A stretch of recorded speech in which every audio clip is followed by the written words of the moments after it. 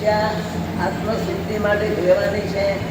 લોકો મને તપસ્વી કહે, લોકો મારા બહુમાન કહે, લોકો મારી પૂજા કહે, એ માટે તપસ્યા છે નહીં. એમાં પણ આ તપ ઘણી તપ છે, ગજબનો તપ છે. 6-7 ગુંઠાણે આપણે છીએ. હવે બોલો કેટલા ગુંઠાણા ચડવાનું છે? 7 ગુંઠાણા ચડીને કેવળ જ્ઞાનીને મોક્ષે જવા માટેનો આ તપ છે.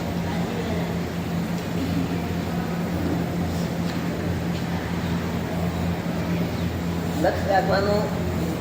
મોક્ષને આડે કોણ આવે છે? કસાયો આવે છે. કસાય પણ કેમ આડે આવે છે?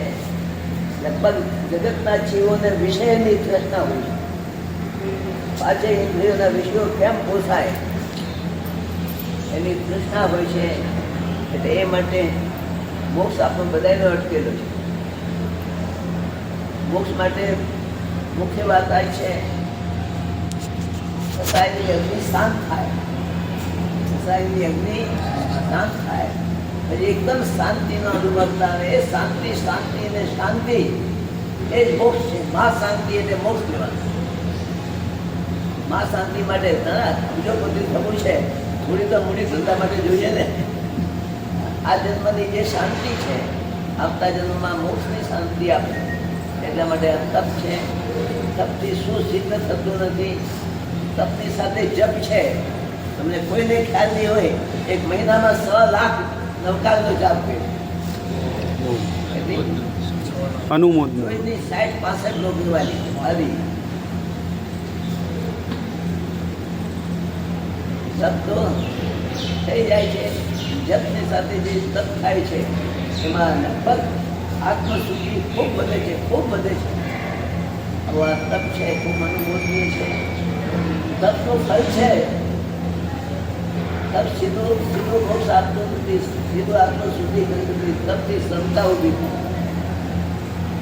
ખાવા પીવાની લપ ચડી જાય છે. ખાવા પીવાની આસક્તિઓ ઓછી થાય છે. એમ શાંતિ વધે છે. એ શાંતિ છે. ક્ષમતા કહો એ ક્ષમતા મોક્ષ આપે. કોઈ પણ જ્ઞાનીને પૂછો તમે, મોક્ષ સાથી મળે. બોલો. હા, સૂર્યગઢ મુનિ રોજ ખાતા હતા. સરસ ને દિવસે એકાદું. બોલો શું થયું? એકલી ક્ષમતા. ક્ષમતા કેમ વધે? ક્ષમતા વધવા માટે આવી બધા જીવોમાં શિવનું દર્શન થાય. બધા આત્માનું પરમાત્માનું આપણને દર્શન થાય. કોઈ પ્રત્યે સહેજ પણ દ્વેષ થાય નહીં. દ્વેષ થાય પછી દોષો જણાય ને દોષો થયા પછી નિંદા થાય. મા પાપો છે.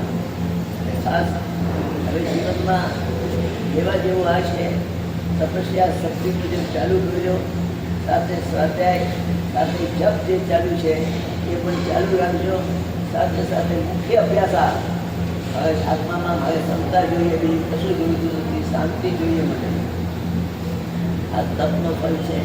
બાકી તો તપના ફળની બાબતો ને બોલો. હું પૂછું તમને, સુંદરે 60,000 વર્ષના આંકડી કેમ કર્યા? પોતાનું સુંદર રૂપ હતું. દેવતાઓના રૂપને ઝાંખો પડે એ રૂપને પાલવા માટે. રૂપને પાલવા માટે કેમ કે પ્રયત્ન કર્યા ઈચ્છતા હતા મારી બોલો બટરાણી બનશે મારા રૂપમાં.